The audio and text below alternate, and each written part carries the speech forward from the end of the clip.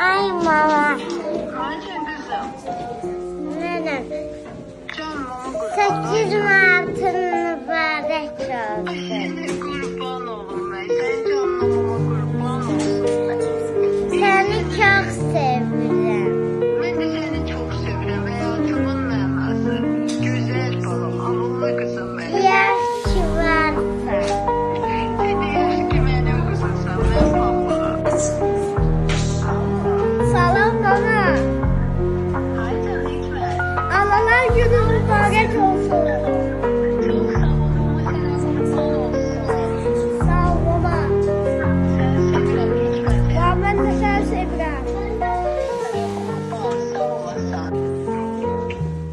Salam annemden. Seni kızıyorum.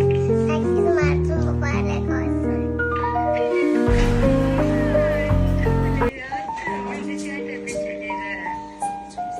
Ben çok seviyorum ana.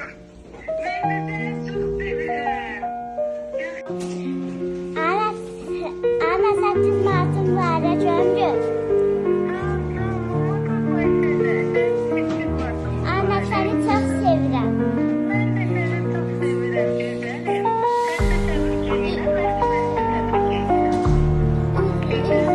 Güzel şekil attıran seni.